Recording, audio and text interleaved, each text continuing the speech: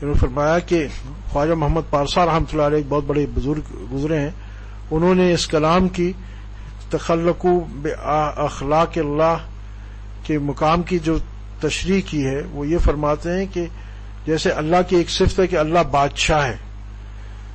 اب یہ صفت یعنی اور بادشاہ ملک کا کیا ہے، بادشاہ کو ہر چیز پہ تصرف حاصل ہوتا ہے، پاور حاصل ہوتا ہے، جو مرضی کر لے. تو حضرت فرماتے ہیں کہ یہ انسان کو بھی یہ صفت مل جاتی ہے، یہ پاور مل جاتا ہے کہ جب ایک راہ حق کا سالک یعنی اللہ کا متلاشی اپنے نفس پر قابو پا لیتا ہے اور اس نفس کو مغلوب کر کے رکھتا ہے. آج مسئلہ کیا ہے کہ ہمارا نفس مغلوب نہیں ہے، ہم اس سے مغلوب ہیں. میننگ کہ ہمارا نفس ہمارے قابو میں نہیں ہے، ہم اپنے نفس کے قابو میں ہیں. تو اب یہاں دیکھیے ایک نقطہ اور بھی میں عرض کروں، وہ یہ کہ اس میں ایک اور بات بھی پتہ چلی کہ تعلق مع اللہ کے لیے جہاں ایک طرف یہ ذکر اذکار ضروری ہے، وہاں مجاہدے بھی ضروری ہیں. بعض اوقات کیا ہوتا ہے کہ ہم بہت سارے لوگ صرف ذکر اذکار پہ ہی اکتفا کر لیتے ہیں، وہ سفائز کر لیتے ہیں بھئی یہ ذکر اذکار ہی کافی ہے. یہ ذکر اذکار کافی نہیں ہے.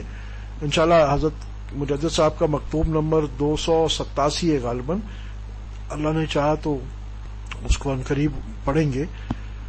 اس میں یہ بڑا اہم نقطہ ہے کہ ذکر اذکار سے نفس کا تزکیہ نہیں ہوتا.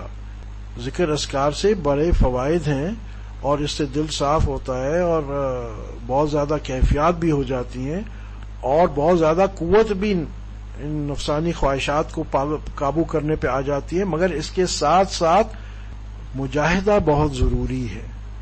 مجاہدہ کیا ہے؟ مجاہدہ جیسے اپنے کھانے پینے پہ کنٹرول کرنا، اپنے سونے پہ کنٹرول کرنا، اپنی زبان پہ کرنا، یہ سارے مجاہدات ہیں. کہ تھوڑا کم کھانا، کم بولنا، کم سونا، یہ مجاہدات ہیں. اور بڑا مجاہدہ کیا ہے کہ اپنے آپ کو گناہوں سے روکنا، یہ بہت بڑا مجاہدہ ہے. نیکی کرنے سے زیادہ بڑا مجاہدہ فقیر کی نظر میں اپنے آپ کو گناہوں سے روکنا ہے. بہت سارے لوگ ہیں جو ماشاءاللہ نیکیاں تو کر رہے ہوتے ہیں مگر اپنے آپ کو گناہ سے نہیں روک رہے ہوتے. وہ جیسے وہ سنیکس اینڈ لیڈرز ہوتا تھا نا کہ آپ نمبر اچھے لا کے اوپر تو پہنچ رہے ہوتے ہیں مگر کبھی کہاں سانپ ڈس لیتا ہے اور 3 لائنز نیچے چلے جاتے ہیں، اور کبھی کہاں اور کبھی 99 پہ سانپ ڈس لیتا ہے. تو ضرورت اس بات کی کہ اپنے آپ کو سانپ سے بچانا، بہت یہ جو گناہوں کی لذت سے اپنے آپ کو بچا کے رکھنا، اپنے نفس کو قابو کرنا، یہ معمولی بات نہیں ہے. اس نفس کو قابو کرنے کے لیے انسان کو پاپڑ بیلنے پڑتے ہیں. ایک تو آبویسلی ذکر کرنا ہے، جیسے ہمارے یہاں فار ایگزامپل ذکر قلبی ہم کرتے ہیں، مگر ساتھ ساتھ اس کے ساتھ دوسرے مجاہدات بھی ہیں. اس کو قابو کرنے میں خاص ایک جو مجاہدہ ہے وہ کم کھانا ہے. اچھا، اب ہمارے ہاں تو پہلے زمانے میں تو شاید صرف کم کھانا ہی ہوتا تھا، مگر اب جو ہمارا ایک اور مسئلہ ہو گیا کہ پاک صاف کھانا ہے. اب آپ کم تو بعد میں کھائیں مگر پہلے یہ دیکھیں کہ آپ کا کھانا پاک صاف ہے کہ نہیں. کیا معنی؟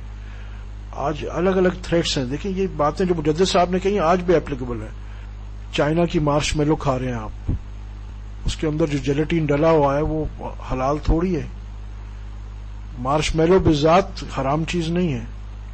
کئی چیزوں پہ ہمیں احتیاط، ہمیں اس کا سوچ نہیں آتی، استحضار نہیں ہوتا، کوگنیسنس نہیں ہوتی کہ یار یہ ہم کیا کر رہے ہیں. مگر بات یہ ہے کہ چاہے پتہ کر کے کھاؤ یا نہ پتہ کر کے کھاؤ، زہر کھاؤ گے تو آپ کے بدن کو نقصان ہوگا. تو اسی طرح اس قسم کی مشتبہ غذا کھاؤ گے تو آپ کی روح کو نقصان ہوگا.